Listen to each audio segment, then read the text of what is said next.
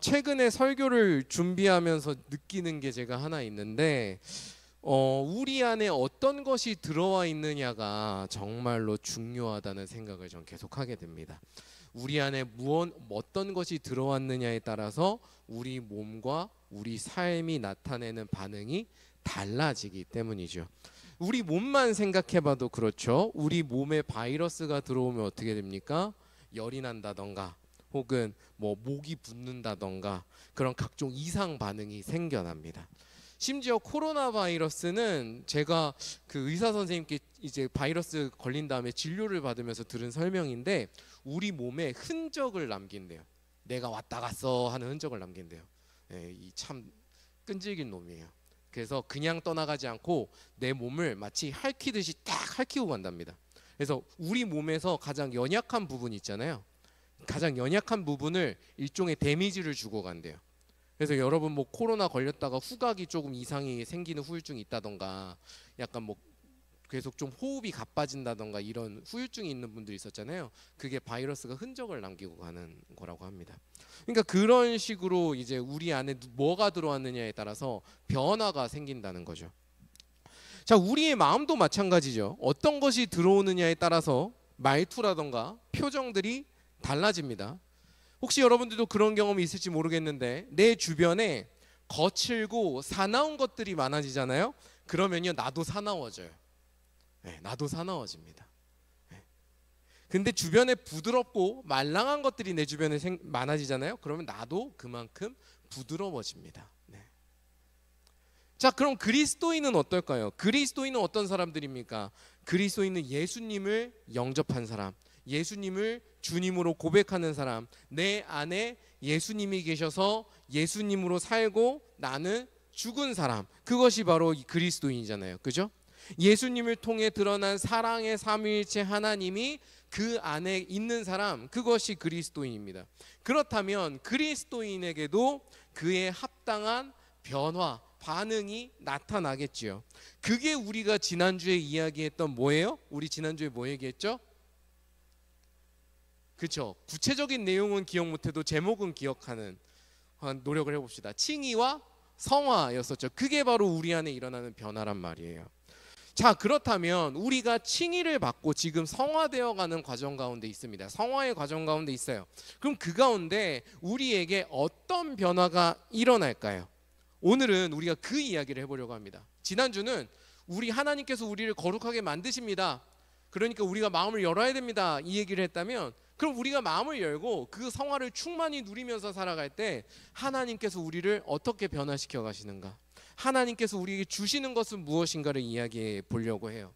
즉 성화의 증거 혹은 성화의 현상에 대해서 나눠보는 시간을 가지려고 합니다.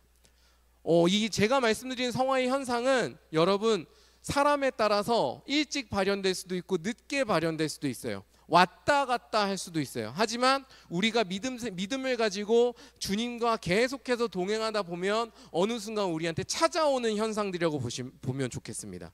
그러니까 지금 나에게 그런 모습이 없다고 좌절할 필요가 있다 없다? 아, 맞아요. 보통 좌절과 관련된 무조건 없다고 보시면 돼요.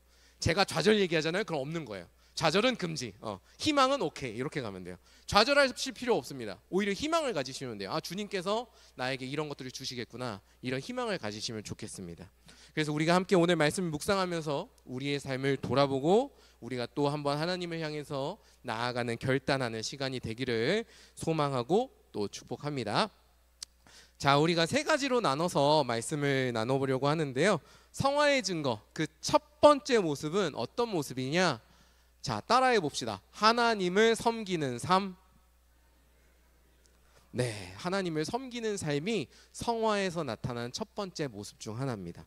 요한복음 17장 19절의 말씀을 보면 이렇게 말씀하고 있습니다. 17장 19절의 말씀 제가 읽어드릴게요. 또 그들을 위하여 내가 나를 거룩하게 하오니 이는 그들도 진리로 거룩함을 얻게 하려 함이니이다. 아멘. 이 말씀이 어떤 말씀이냐면 예수님께서 붙잡히시기 전에 하나님께 드리는 기도거든요. 이제 이때 기도를 이제 학자들은 대제사장적 기도라 그래요. 하나님이 우리를 대변해서 대신해서 중보하시는 기도들이 막 나오거든요. 오늘 말씀 19절에 따르면 예수님께서 스스로 거룩하신 모습으로 스스로의 거룩함을 드러내서 이 땅에 오셨다고 얘기합니다. 그래서 우리 제자들을 만나주시고 그 후에 사람들을 또 만나주신다 말씀을 하시는데요. 그렇게 드러내신 이유가 뭔가 보니까 제자들과 또 이 기도문에서 재밌는 흥미로운 것은 제자들 말고도 제자들을 통해서 예수님을 영접할 사람들을 위해서 기도해요. 네. 그러니까 우리를 위해서도 지금 기도를 같이 하고 계신 거죠. 그 모든 사람들이 이 자리에 있는 우리들이 어떻게 되게 하기 위해서 거룩함을 얻게 하기 위해서 예수님께서 거룩하신 모습으로 오셨고 거룩함을 나타내셨다라고 말씀을 합니다. 자, 그러면 예수님께서 우리에게 보여주신 모습을 우리가 살펴보면 우리가 얻어야 되는 거룩함, 우리가 이뤄가야 되는 거룩함이 뭔지를 알 수 있고 거기서 우리가 성화의 모습을 볼 수 있는 거죠. 자, 그러면 예수님은 어떤 모습이 거룩한 모습이셨을까? 바로 직전의 말씀을 보면 됩니다. 우리 성경책 있는 분들은 한번 찾아볼까요? 요한복음 17장 18절.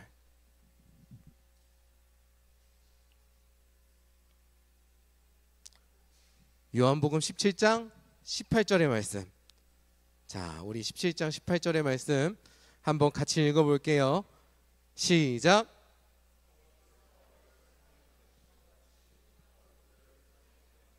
아멘. 자, 보니까 예수님은 어떤 분이십니까? 이 말씀으로만 해도 우리가 좀 생각해 볼 게 많아요. 예수님은 어떤 분이십니까? 하나님의 보내심을 받아서 이 세상에 파송되신 분이라고 지금 예수님이 이야기를 합니다. 자, 그렇게 하나님의 보내심 가운데에서 인간으로 우리에게 오셨고 인간으로서 살아가셨죠. 자, 그럼 우리가 인간으로 오신 예수님께서 어떻게 살아가셨는가를 한번 생각해 보면 돼요. 그분은 인간으로서 어떻게 살아가셨습니까? 우리 예수님의 일생을 한번 돌이켜 봅시다. 어떻게 살아가셨나요? 자유분방하게 살아가셨나요? 마국간에, 네, 그렇죠. 마국간에서 태어나셨죠. 태어나셔서 어떻게 살아가셨나요? 그냥 뭐 이러면서 막 나 아무나 패야지 이러면서 살아가셨나요? 돈 벌어야지 이러면서 살아가셨나요? 아니에요. 어떻게 살아가셨습니까? 죽기까지 누구의 뜻에 순종하는 모습을 보여주셨어요? 하나님 아버지의 뜻에 순종하는 모습을 보여주셨어요. 하나님을 죽기까지 사랑을 돌려드리는 모습을 보여주셨어요. 즉 하나님을 온전히 섬기는 모습을 우리에게 보여주셨습니다. 자, 이 예수님의 모습에서 우리는 그리스도인의 거룩한 모습이 어떤 모습인지를 깨달을 수 있는 거예요. 우리의 본이 되시는 예수님을 볼 때 어떤 모습이 우리가 이뤄가야 될, 우리에서 일어나야 될 거룩한 모습입니까? 우리를 이 세상에 창조하시고 보내신 하나님의 뜻에 온전히 혹은 우리가 온 힘을 다해서 순종하고 섬기는 삶의 모습. 그게 바로 그리스도인 성도에게서 일어나는 거룩한 모습이라고 할 수 있는 것이죠. 그렇기 때문에 오늘 우리가 읽은 본문 골로새서 1장 9절에서 10절도 이런 표현이 나옵니다. 제가 잠깐 읽어드릴게요.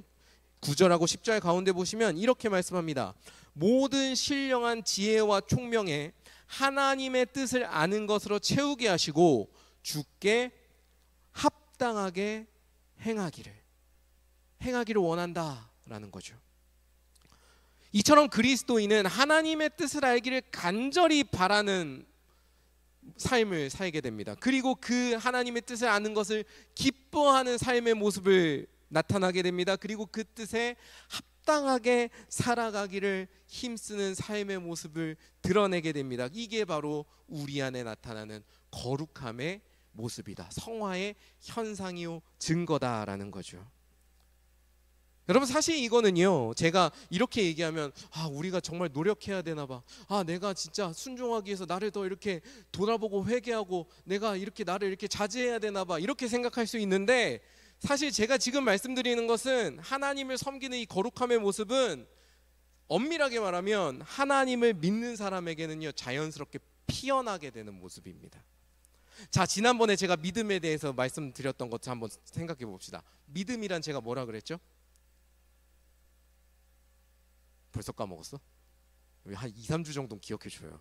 믿음이란 제가 제일 좋아하는 단어 있잖아요. 우리 교리학교 분들 제가 자주 반복하는 단어 있잖아요. 믿음이란 뭐라고요? 믿음이란 뭐라고요? 아, 교리학교도 다 까먹었어? 다시 들어라. 믿음이란 사랑이라고 했잖아요. 믿음은 하나님을 사랑하는 것이다. 하나님을 믿는다는 건 하나님을 내가 사랑하는 것이다라고 말씀드렸잖아요. 자, 여러분, 우리가 누군가를 사랑하는 걸 생각해 보세요. 내가 누군가를 사랑하게 됩니다. 그러면 우리가 어떻게 행동합니까? 어떻게 행동합니까? 가만히 있어요? 이러고 있어요? 아니잖아요. 노력을 합니다. 어떤 노력을 합니까? 그 사람의 마음을 알고 싶어지고, 그 사람의 생각을 알고 싶어지고, 그 사람의 취향을 알고 싶어지죠. 그죠? 알고 싶어지잖아요. 좋아하는데 관심 없어요? 관심 있잖아요. 왜 한 번도 사랑 안 해본 것처럼 왜 그래? 짝사랑이라도 다 해봤잖아. 관심이 생기잖아요. 그리고 그걸 알게 되면 어떻게 됩니까? 그 상대방의 작은 행동 하나에도 의미를 우리가 갖게 되고, 어떤 메시지가 있을까 우리가 세심하게 살피는 노력을 또 하게 됩니다. 그거 누가 하지 말라고 해도 해요. 왜? 사랑하니까. 그리고 그 사람의 마음에 드는 모습으로 나를 어떻게 하려고 그래요? 변화시키려고 하죠. 원래는 목소리가 컸어요. 근데 내가 사랑하는 사람이 목소리가 작은 게 좋대. 그럼 갑자기 목소리가 작아져. 내가 그랬어. 이렇게 된단 말이에요. 나를 바꾸려고 자연스럽게 노력합니다. 누가 일부러 시키지 않아요. 내가 해요, 스스로. 그게 힘들지 않아요. 왜? 사랑하니까. 사랑할 때 우리는 내가 사랑하는 대상에 맞춰서 스스로를 변화시킵니다. 우리에겐 그런 어떤 동력이 있어요. 하나님께서 그 동력을 주셨어요. 마찬가지로 성령님께서는 우리 안에 하나님을 사랑하는 마음을 계속해서 채워주려고 하십니다. 계속해서 움직이세요. 그러니까 우리 마음 가운데 그 성령님의 은혜를 충만히 받고 누리게 되면 하나님을 사랑하게 돼요. 그러면 하나님을 사랑하게 되니까 자연스럽게 누구의 마음을 알고 싶어지겠습니까? 하나님의 마음을 알고 싶어지는 거예요. 알라고 강요도 안 해요. 알고 싶어져요. 하나님의 마음을 알고 싶어집니다. 그 마음이 알고 싶어지니까 뭘 해요? 그러니까 말씀 읽는 거예요. 누가 시키지 않아도 읽는 겁니다. 하나님은 어떤 마음이실까? 궁금하거든요. 그리고 누구의 마음에 드는 모습으로 나를 바꾸려고 할까요? 내가 사랑하는 하나님께 합한 모습으로 나를 바뀌어 가려고 하겠죠. 누가 시키지 않아도. 그러니까 우리는 뭘 하는 겁니까? 그러니까 그렇게 살 수 있기를 기도하고 고민하고 또 실천하게 되는 겁니다. 이 자리에 있는 우리 모든 사람들, 이 자리에 있는 우리들이 하나님을 온 힘 다해 섬기는 이 거룩한 삶, 하나님을 사랑하기 때문에 기꺼이 할 수 있는 이 삶을 살아갈 수 있기를 저는 간절히 소망합니다. 그래서 우리 인생이 끝나는 마지막까지, 우리 인생 끝나는 마지막까지 우리가 하나님과 동행하는 것을 충만히 누리고 하나님을 따르는 기쁨 가운데 살아가고, 그렇게 거룩한 모습으로 우리가 이 삶을 살아내는 그런 형제자매 여러분 되시기를 축복합니다. 자, 성화해 준 것 두 번째 또 따라해 보겠습니다. 죄에서 떠나는 분투의 삶. 네, 저는 이 분투자 들어가는 걸 정말 좋아해요. 아직도 싸우는 게 좋나 봐. 분투 이런 거 좋아요. 분투. 네. 제가 여름이 되면 즐겨 신는 신발이 있어요. 혹시 아시는 분? 네? 크록스. 나에겐 크록스 너무 좋아. 내 모든 외출은 크록스로 시작해서 크록스로 끝나요. 하얀 크록스 스타일의 슬리퍼를 제가 정말 좋아하는데 그것도 하얀색만 신어요. 검은색도 안 신고 남색도 안 신어. 오직 하얀색만 신어요. 그래서 제가 그걸 맨날 신다 보니까 이제 크록스가 많이 닳았어요. 네, 크록스가 닳았더니 몇 달 전에 부모님께서 저에게 크록스 스타일의 신발을 하나를 선물해 주셨습니다. 아마 이제 딸고 다른 걸 보고 안쓰러우셨나 봐요. 야, 우리 아들 좋은 신발 하나 줘야지 해가지고 이제 한 켤레를 선물을 받았습니다. 그런데 최근에 이제 제가 부모님 댁에 갔다가 부모님이 제 슬리퍼를 이렇게 보시더니 한마디 하시더라고요. 슬리퍼 닦아라. 슬리퍼 좀 닦아 이러시더라고요. 신발 닦아라. 제가 보니까 분주하게 제가 살다 보니까 좀 무덤덤해져 있었는데 최근에 우리 그 어린이 생태학교 때문에 이제 제가 논도 손볼 일이 있고 또 우리 이제 이렇게 낙엽 쓸다 보면 저쪽 뒷산 가서 제가 또 버릴 일도 하니까 흙을 많이 밟아요. 흙을 많이 밟고 이러다 보니까 제 슬리퍼가 이런저런 또 먼지나 흙이 묻어가지고 좀 꽤 시꺼매져 있더라고요. 그 신발을 보면서 제가 좀 험하게 제가 신었구나, 좀 그런 마음이 들었고, 또 부모님이 그렇게 말씀하시니까 그래 이게 정말 쎄하였지 하면서 제가 그날 집에 가자마자 열심히 막 닦았어요. 신발을 막 닦았어요. 이렇게 닦았더니 흙이 묻고 때가 탄 부분을 다 벗겨내니까 저도 모르게 오 이러는 거예요. 너무 새하얘져가지고 때깔이 정말 곱더라고요. 제가 닦아내니까 보람이 있었습니다. 그래서 다음날 이제 크록스 신발은 금방 마르거든요. 물이 살짝 있어도 크게 문제가 없어요. 그래서 그 다음날 깨끗하게 씻은, 닦은, 세척한 그 신발을 가지고 기분 좋은 마음으로 슬리퍼를 신고 길을 나섰어요. 자, 이제 문을 여는데 이제 문 열기 전에 좀 이렇게 문을 고정할 일이 있어서 노루발을 딱 이렇게 걸었습니다. 노루발 걸었으면 뭘로 올려야 돼요? 신발로 올려야 되잖아. 노루발을 고정시키고 노루발을 딱 올렸는데 제 오른쪽 슬리퍼에 시꺼먼 때가 찍 묻은 거예요.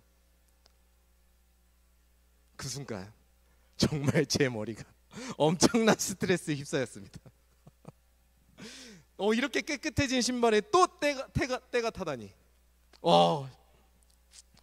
순간 제가 어떤 충동이 들었냐면 들어가서 바로 다시 닦아버릴까? 이런 충동이 들더라고요. 그날부로 제가 어떤 결단을 했냐면 신발이란 게 한순간에도 더러워질 수 있으니까 정기적으로 내가 닦는 노력을 해야겠다. 나 이 때깔 고운 걸 계속 보고 싶어. 이런 마음이 들었습니다. 그래서 깨끗한 모습을 최대한 유지하면서 기분 좋게 신고 다니자, 그런 결단을 하게 된 거죠. 여러분, 제가 어째서 신발을 더 닦자는 결단을 하게 된 걸까요? 이런 결단을 하게 만든 게 뭘까요?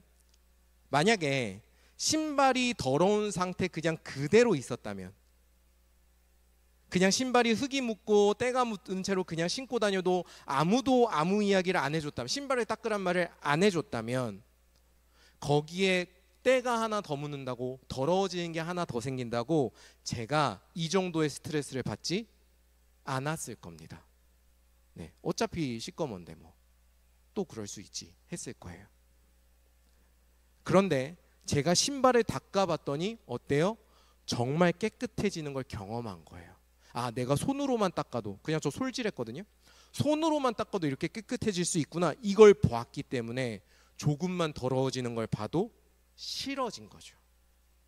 싫어진 거고 그 신발을 닦고 싶어지던 마음이 내 안에 들어온 겁니다. 그리스도인이 성화의 과정에서 겪는 삶이요, 저는 지금 제가 겪은 이 신발을 통해 겪은 일과 비슷하다고 봐요. 죄에 물들어 있던 우리였습니다. 죄로 가득한 우리였는데 그런 우리를 하나님께서 의롭다고 인정해 주셨고요, 의롭다고 새로운 정체성을 주셨고, 우리 안에 악함을 하나님께서 하나씩 씻어내기 시작하십니다. 그 과정에서 우리는 하나님이 선하시다는 것을 맛보게 되고요, 그리고 나를 하나님께서 선하게 변화시키는 것을 조금씩 경험하기 시작을 해요. 그런 경험을 한 그리스도인은 어떻게 될까요? 내 안에 작은 죄가 하나 피어날 때, 혹은 내 안에 작은 유혹이 생겨날 때 그걸요 가볍게 넘기겠습니까? 이 정도는 해도 되지 뭐 이러겠습니까? 안 그런단 말이죠. 왜? 내가 깨끗해지는 경험을 하고 있으니까. 하나님께서 나에게 새로운 정체성을 주시는 경험을 내가 했기 때문에. 오히려 그 작은 유혹이나 내 안에 피어날 수 있는 작은 죄를 내가 맞서려는 마음을 갖기 시작한다고요. 제가 신발을 닦고 싶어 하는 것처럼 말이죠. 하나님을 만나서 선해져가는 내 삶을 두고 다시 하나님을 알기 전으로 돌아가지 않으려는 마음이 내 안에 생겼기 때문에 그런 움직임을 보이는 겁니다. 그래서 오늘 말씀은 아니지만 우리 야고보서 4장 7절에 보면 이런 말씀을 우리한테 주고 있습니다. 이렇게 권면하고 있어요. 제가 읽어드릴게요. 그런즉 너희는 하나님께 복종할지어다. 마귀를 대적하라. 그리하면 너희를 피하리라. 아멘.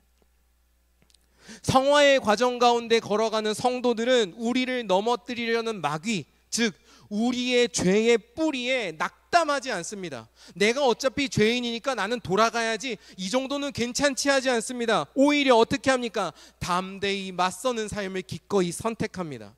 설령 신발이 또 더러워질 수 있어요. 제가 신발을 닦더라도 또 노루발을 내렸다가 올리면 또 더러워질 수 있어요. 그렇다고 하더라도 포기하지 않는 겁니다. 또 깨끗이 닦아내는 겁니다. 그런 것처럼 그리스도인도 자기 삶을 포기하지 않아요. 우리를 무너뜨리려고 하는, 끊임없이 우리를 유혹하는 그 죄들로부터, 유혹으로부터 우리를 지켜내려고 하고요, 또 내가 넘어지더라도, 내가 더러워지더라도 다시 한번 회개하고 하나님의 뜻에 순종해서 선한 삶을 살기를 결단하고 도전합니다. 오늘 골로새서 1장 11절도 이렇게 말씀합니다. 여러분, 골로새서 1장 11절 보십시오. 그의 영광의 힘을 따라 모든 능력으로 능하게 하시며 기쁨으로 모든 견딤과 오래 참음에 이르게 하시길 원한다. 우리에게 다가오는 환난, 우리를 무너뜨리려고 하는 유혹, 우리를 계속해서 잡아채는 죄, 이런 것으로부터 어떤 삶을 살아가는 거예요? 인내하고 견디면서 맞서는 삶. 그것이 바로 무엇이다? 성화의 과정 가운데 있는 우리에게 드러나는 현상이자 증거다라고 우리한테 가르쳐 주는 겁니다. 그러니까 우리가 뭔가 잘못을 행했어요. 하나님이 기뻐하시지 않는 일을 했어요. 그 다음에 내 마음이 불편해. 내가 뭔가 회개하고자 하는 마음이 생겼어요. 그런 마음을 가질 수 있는 건 뭐 때문이라고요? 하나님이 여러분을 성화시키고 있기 때문에 라는 겁니다. 이 자리에 있는 우리가 이런 죄의 유혹에 민감해지고 맞설 수 있는 용기와 지혜로 충만한 삶을 살아가기를 소망합니다. 그래서 하나님이 우리에게 행하고 계신 이 성화 가운데 우리의 삶이 날마다 더 선해지고 의로워지고 거룩해지는 열매가 있기를 간절히 축복합니다. 자, 성화의 증거 세 번째, 마지막 세 번째입니다. 또 따라해 볼까요? 성령의 열매를 맺는 삶. 네, 우리 봉헌교회 주변에는 정말 많은 나무들이 있지요. 저 맞은편에 바로 보이는 은행나무가 있고, 저희 사택에서 내려오면 있는 모과나무가 있고, 요 뒤쪽으로 넘어가면 앵두나무가 있고, 또 요쪽 넘어가면 제가 알기로 엄나무인가 온나무인가 또 있어요. 그리고 저 뒤로 넘어가면 한 2년 전에 옮겨 심어 놓은 그 대추나무도 있고 그렇습니다. 우리 교회 주변에는 여러 나무들이 있어요. 근데 여러분, 여러 나무가 있는데 이 나무를 여러분 어떻게 구별하시나요? 뭘로 구별하시죠? 네, 어떤 모양, 어떤 거의 모양을 보고 구별하세요? 나뭇가지의 모양을 보고 구분하십니까?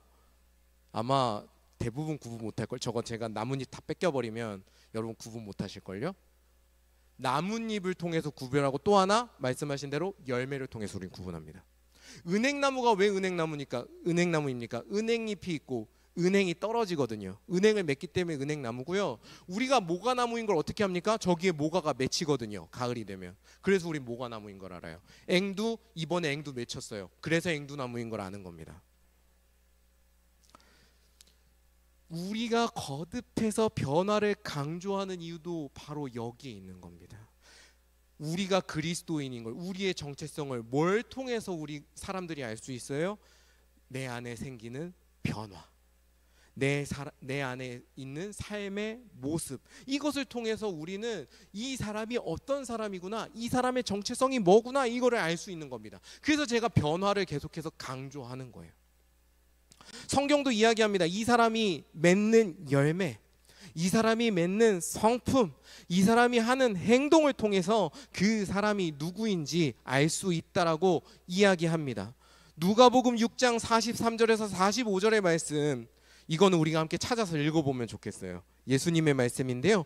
누가복음 6장 43절에서 45절의 말씀을 찾아서 함께 읽어보겠습니다. 누가복음 6장 43절에서 45절의 말씀. 다 찾으셨으면 우리 한 목소리로 같이 읽어볼까요? 시작.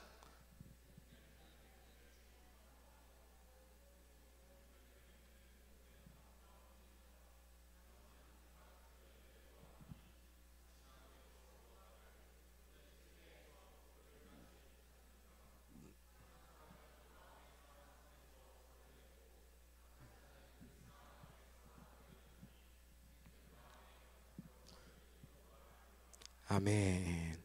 예수님께서 말씀하신 겁니다. 예수님의 말씀에 따르면 좋은 나무에서 좋은 열매가 맺어지듯이 선한 사람에게서 선한 열매가 나타납니다. 그렇기 때문에 성령님의 인도하심 가운데 성화를 경험하고 성화의 과정을 걸어가는 사람에게는 그에 알맞는 걸맞는 거룩한 열매가 맺어집니다. 그 열매를 두고 성경은 성령님이 주시는 열매, 성령님이 주시는 선물이라고 이야기합니다. 그래서 이를 두고 뭐라고 이야기하냐면 성령의 은사, 성령의 열매라고 이야기하죠. 오늘 우리가 읽은 골로새서 1장 10절을 보면 이런 표현이 있습니다. 모든 선한 일에 열매를 맺게 하시며. 이처럼 하나님께서는 성화의 과정 가운데서 우리 안에 그에 걸맞는 거룩함에 합당한 열매들이 피어날 것이라고 약속하십니다. 중요한 거예요. 여러분들에게 그 열매를 맺으라고 요구하시지 않아요. 그 열매를 맺어라, 안 맺으면 너는 자격 없다, 이게 아니고요. 맺게 하실 거라고 약속하십니다. 보증하시는 거예요. 보증. 자, 그러면 성령님께서 우리 안에 주시는, 우리 삶에 주시는 열매가 무엇이 있을까요? 사실 지난주 질문에서 제가 힌트를 드렸어요. 우리 지난주 나눔에서 함께 읽었던 말씀 혹시 기억하시나요? 갈라디아서 5장의 말씀인데, 우리 갈라디아서 5장의 말씀을 한번 같이 읽어보겠습니다. 갈라디아서 5장 22절 23절의 말씀.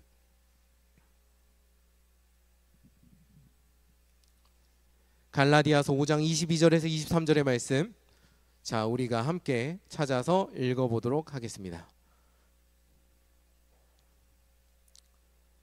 자, 한 목소리로 함께 읽어볼게요. 시작.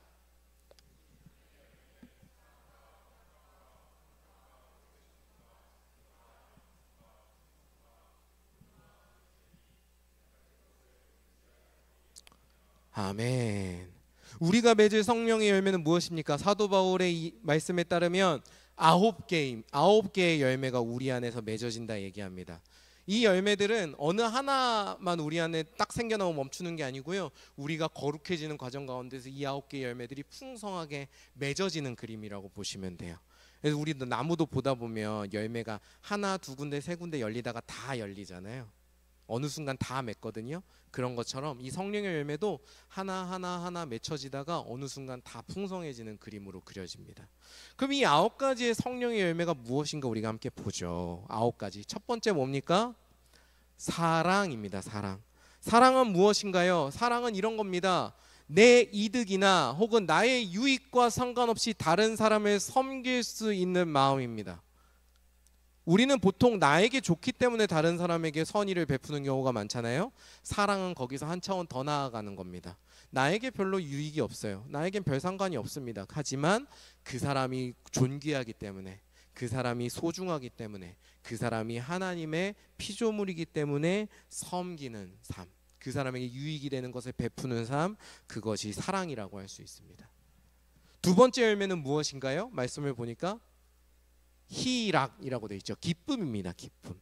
기쁨도 성령님께서 주시는 거룩한 가운데 빚어지는 열매예요. 그런데 여기서의 기쁨은 조금 뭐가 다르냐? 기쁨의 조건이 다릅니다. 우리는 보통 언제 기뻐합니까? 나에게 좋은 상황이 생겼을 때, 나에게 뭔가 즐거운 일이 생겼을 때 우리는 기뻐합니다. 그런데 그리스도인의 기쁨의 조건은 어디에 있냐면 하나님에게 있습니다. 하나님이 계시다는 것만으로 기뻐할 수 있는 것, 하나님께서 나와 동행하신다는 것만으로 기뻐할 수 있는 삶의 모습, 그것이 희락의 열매, 기쁨의 열매라고 할 수 있습니다. 세 번째 열매는 무엇인가요? 여러분 한번 대답해 보시죠. 세 번째 열매, 화평입니다. 평화로운 거죠. 평안한 겁니다. 자, 우리가 평안한 것도 할 수 있어요, 살아가면서. 그런데 우리 여기서도 뭐가 다르냐? 평안의 조건이 다릅니다. 우리는 보통 언제 평안합니까? 나에게 어떤 재정이 충만할 때. 네. 우리 때 그러잖아요. 뭔가 통장이 비어갈 때는 불안하다가 통장이 채워지면 갑자기 담대해지고 뭔가 이렇게 뭔가 베풀 수 있어지고 그러잖아요. 이런 조건에 따라서 우리가 평안한데, 그리스도인의 평안은 이런 조건에 휘둘리지 않는 겁니다. 내 상황이나 내 능력을 의지해서 평안한 게 아니라 누구를 의지해서 평안한 거예요? 나와 늘 함께 하시는 하나님을 의지해서 평안한 삶, 그것이 바로 화평의 열매입니다. 그러니까 내가 어떤 상황에 처해도 감당할 수 있는 능력이라고 보시면 좋을 것 같아요. 사도 바울이 그거를 그 에베소서, 빌립보서죠, 거기서도 말씀을 하거든요. 잠깐 서신이 약간 헷갈렸는데, 내게 능력 주시는 자에서 모든 걸 할 수 있느니라. 그게 그 말이에요. 내가 뭐든지 다 성공할 수 있다 이게 아니고요, 어디서든지 난 견딜 수 있습니다, 이 얘기를 하는 겁니다. 그런 열매라고 보시면 될 것 같아요. 자, 네 번째는 어떤 열매인가요? 말씀을 보니까 오래 참음입니다. 오래 참는다는 건 어떤 거냐면, 내가 어떤 갈등이나 혹은 어려운 상황 가운데 있어요. 그럴 때 누군가를 원망하지 않고, 내가 싸우지 않고, 나에게 다가온 이런 곤경이나 어려움들을 마주해서 담담하게 견뎌내는 능력을 의미합니다. 그게 성령님께서 여러분에게 주시는 열매래요. 다섯 번째 열매는 무엇입니까? 자비입니다. 자비는 뭐냐면 다른 사람을 긍휼하게 여기고 베푸는 것인데, 이 베풀 때 마음가짐이 좀 달라요. 어떤 마음가짐을 갖느냐? 내가 연약한 사람입니다 라는 마음가짐이 있어요. 나는 가진 것이 없습니다. 그런데 주님께서 나에게 주신 것이 있어서 저는 흘려보냅니다. 이런 마음가짐을 갖고 다른 사람을 긍휼하게 여기고 다른 사람을 섬깁니다. 그리고 그렇게 섬기기 때문에 그 사람이 어떤 기뻐할 때, 그 사람이 어떤 위로를 얻을 때 같이 기뻐하고 즐거워할 수 있어요. 네. 그런 열매가 자비의 열매입니다. 여섯 번째, 어떤 열매라고 하고 있죠? 양선. 이게 기를 양자의 선선자일 겁니다. 선을 기른다는 건데, 이렇게 번역하면 좋을 것 같아요. 여러분, 어떤 상황에서나 선하게 사람을 대할 수 있는 능력. 우리가 아까도 우리 환경에 따라서 거칠어질 수도 있고 부드러워질 수도 있다고 얘기했지만, 우리 상황에 따라서 타인을 다르게 대할 때가 있잖아요. 내가 좀 힘들어, 마음이 사나워, 그러면은 좀 이렇게 사납게 나오고, 혹은 내가 마음이 너무 지금 즐거워요, 그러면 막 친절하게 나오고, 그렇게 바뀌잖아요. 근데 그렇게 바뀌지 않고 언제나 한결같이 진실한 마음으로 사랑을 주고 환대할 수 있는 삶, 그게 바로 양선의 열매입니다. 일곱 번째 열매는 보니까 뭐죠?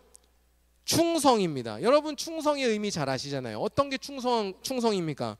성실한 모습, 그리고 충직한 모습, 그리고 때때로는 용감한 모습이기도 합니다. 왜? 충성하는 사람은 정말로 해야 되는 바른 말을 정말 용기를 가지고 예의를 갖추고 하거든요.